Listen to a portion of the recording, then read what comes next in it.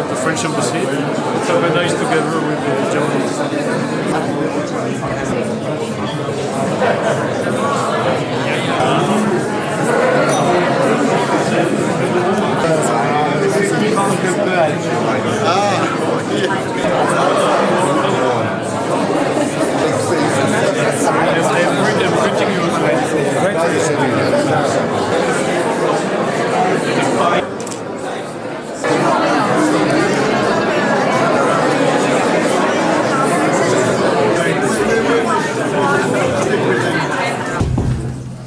Has truly become a European success story.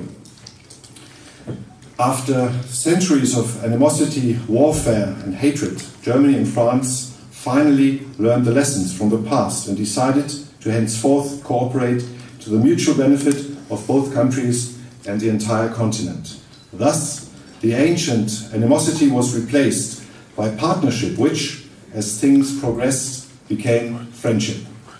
Centuries of what we today perceive to have been senseless confrontation, leading to bloodshed and destruction across the entire continent, was converted into the engine for European integration and unity.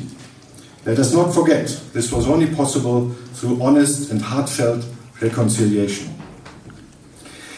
In order to strengthen and intensify this unprecedented cooperation, our countries have drafted and now signed an additional treaty which Chancellor Merkel and President Macron signed today in Aix-la-Chapelle in Aachen. It does not replace the Élysée Treaty of 1963. It specifies how we can, by combining our strengths and efforts, successfully face the challenges of the future. The Great Treaty of the Élysée, which more than 56 years ago laid the basis for a future and enhanced cooperation between France and Germany after the Second World War, but also to focus on some specific issues, as we did last year when we focused on the RICO and the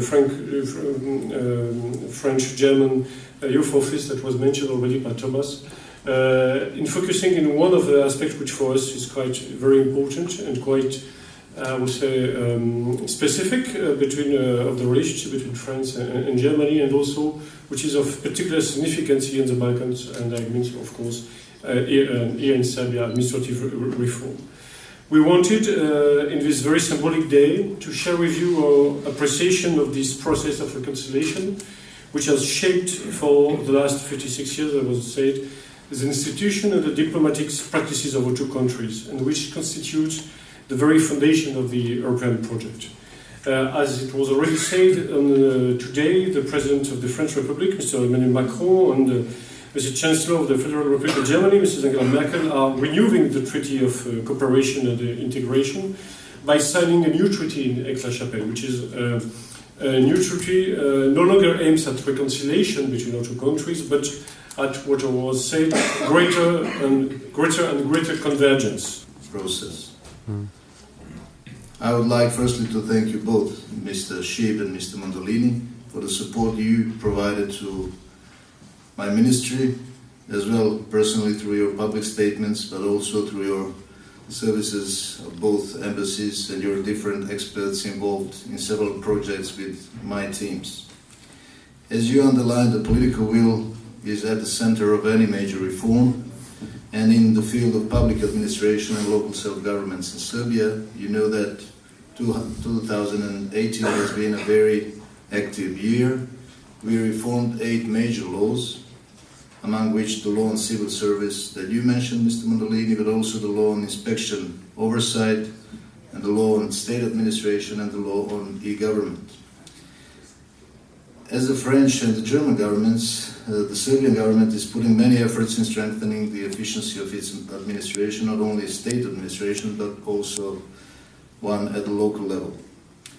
We want our citizens to change their negative image about the administration, their perception about the civil servants, and to feel more and more satisfied about the public service delivery. Ask of the Academy to support the ongoing reform, but also to anticipate the future needs of the administration and to prepare curriculums to meet those future needs timely. Definition of the public administration, because from the point of view of the civil is in charge, but how that instance